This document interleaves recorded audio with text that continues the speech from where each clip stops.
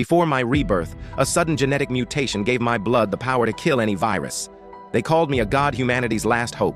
But no one knew I spent my life trapped in a cold lab, surrounded by endless needle until the day I died. Now, with a second chance, I won't be a tool anymore, I'll be the main character of this world. After cementing his newfound conviction deep within his heart, Vaughn continued inspecting the functions of the path.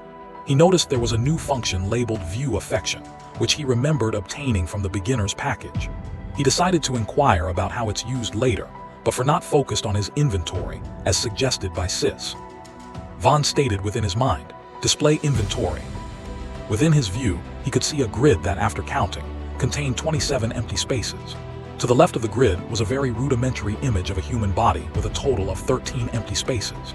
There was a single slot allocated to each of them: head, neck, torso, waist, legs. And there were 2 spaces each for hands, feet, wrists, and fingers. He could see that everything he was currently wearing was displayed on the image of the man. Upon closer inspection, he noticed he could even view the details of the items. 3-layered wool tunic, brown. Rank I, torso armor. Slots 0. PDEF 3, physical defense. MDEF 1, magical defense. An insulated tunic that provides protection against the elements. Its 3-layered function gives it basic waterproofing capabilities. Common linen trousers, black. Rank I, leg armor. Slots 0. PDEF 2. MDEF 1.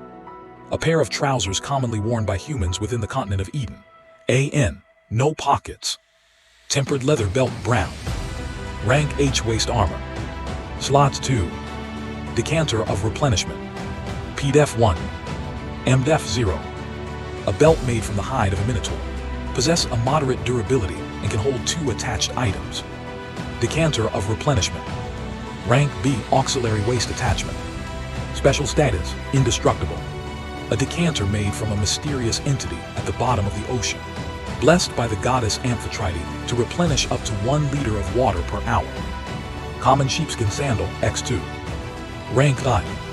Slots 0. PDEF 1. MDEF 1. A common sandal that is worn by humans on the continent of Eden, manufactured from sheepskin and hemp. Vaughn was surprised, especially at the information about the decanter of replenishment. With it, he didn't have to worry about finding a clean water source, and if he finds containers, he can fill them with fresh water for bathing. As he continued inspecting what he recognized as his equipment, he noticed there was an icon in the bottom right corner of each equipment slot.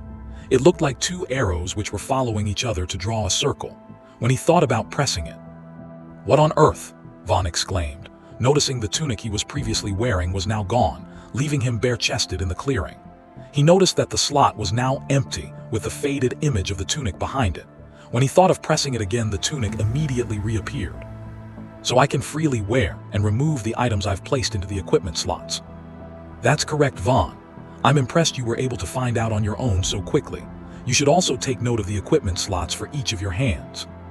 Taking the advice given by Sis, Vaughn noticed that there was a faded image behind each of his hand equipment slots.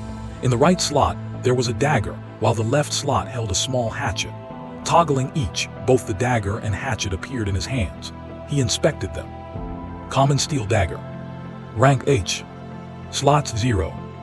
PATK 90 plus 10. MATK 10. A dagger forged with a unique refining technique to give it increased durability. The blade has been polished thoroughly to give it increased attack power. Common steel hatchet. Rank H.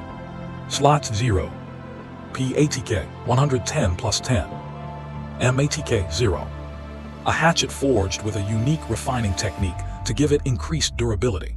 The blade has been polished thoroughly to give it increased attack power. Gives an enhancement when felling wood. After reading their description, Vaughn weighed each of them within his palms. The dagger was relatively light, even for Vaughn, and it had an excellent balance even though the blade was about 20 cm. The hatchet was much heavier, which was the likely reason for its increased physical attack prowess. He noted that the blade was only about 13 cm long with a thickness of around 4 cm tapering into a wedge along its blade ridge. He also experimented with swapping the 2 items between his hands and noticed it immediately updated within his equipment slots. "This is so cool," remarked Vaughn as he toggled the equipment over and over, watching as it vanished and reappeared instantly within his hand. *Hum. Vaughn was surprised at the sudden coughing sound within his mind, resulting in him dropping the dagger onto the ground. Since he was so focused on toggling the icon, he noticed that when he dropped the dagger, the image within the slot vanished. Picking up the dagger, Vaughn remarked, "Sorry about that, sis. It's just really cool seeing something disappear and reappear like that. It's almost like a magic trick, and I just got distracted." In an almost apologetic sounding tone, he heard Sis reply, "That's fine, Vaughn, but remember your priorities. Right now it is around 3 p.m., so you need to begin looking for shelter and food before the sun sets." "Yes, sis. Thank you for your reminder, but what happens when the sun sets?" inquired Vaughn while looking at the bright orb floating within the sky. "When the sun sets, the world becomes dark, making things difficult to see. It's also when dangerous, nocturnal creatures begin hunting for food. If you are unable to find shelter before the sun sets, it will become very dangerous when you're wandering about, much less trying to sleep." Vaughn was shocked at the information. Since he had spent his entire life indoors, he had never seen what the actual sun and moon looked like. All the information he had about he came from manga and anime, where even though it was slightly darker, everyone seemed to be able to see and move about freely. "I understand. I'll begin looking for shelter immediately, but where should I begin searching? I've never been in a forest before, so should I start heading towards Arario?